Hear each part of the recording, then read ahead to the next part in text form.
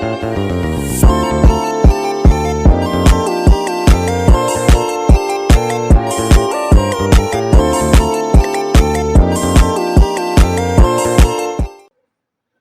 malam semuanya. Perkenalkan, saya Mikal Tutuwijaya dari kelas 10 AKT 3.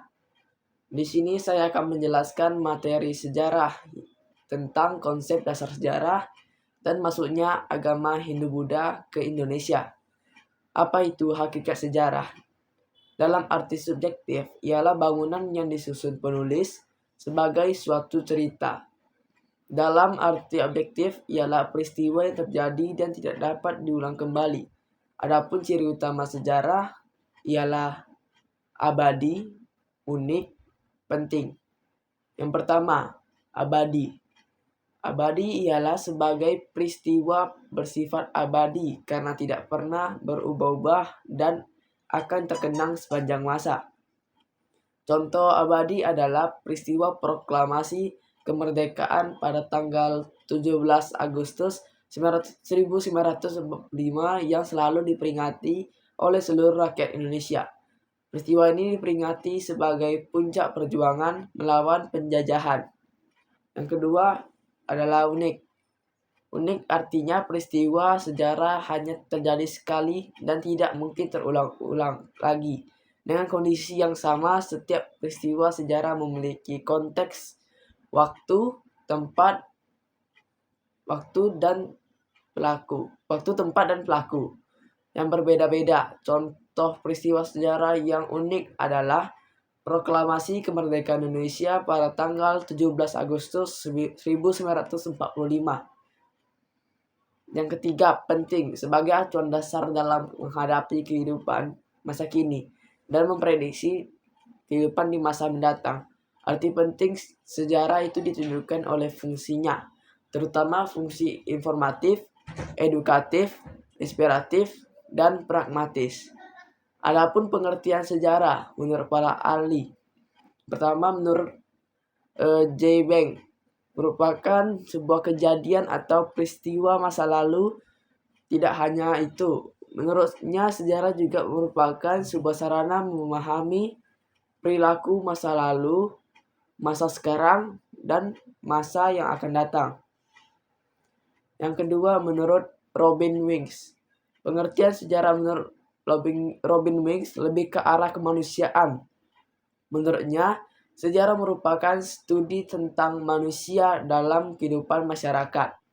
Yang ketiga, Sir Charles Furt berpendapat bahwa sejarah merupakan kehidupan manusia yang mengalami perubahan yang terjadi secara terus-menerus. Yang keempat, John Stott.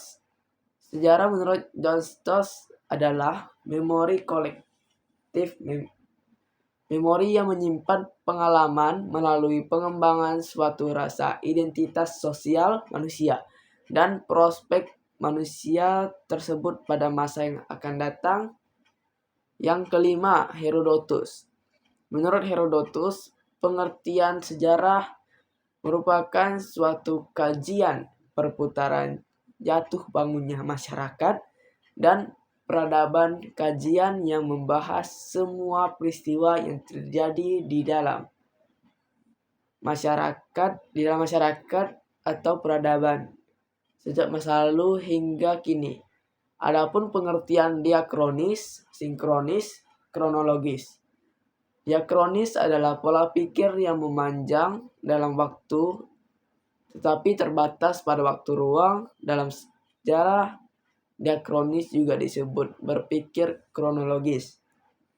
Yang kedua, sinkronis adalah cara berpikir yang meluas dalam ruang tetapi terbatas pada waktu. Dalam sejarah, sinkronik adalah cara mempelajari peristiwa sejarah dengan segala aspeknya pada masa atau waktu tertentu secara mendalam.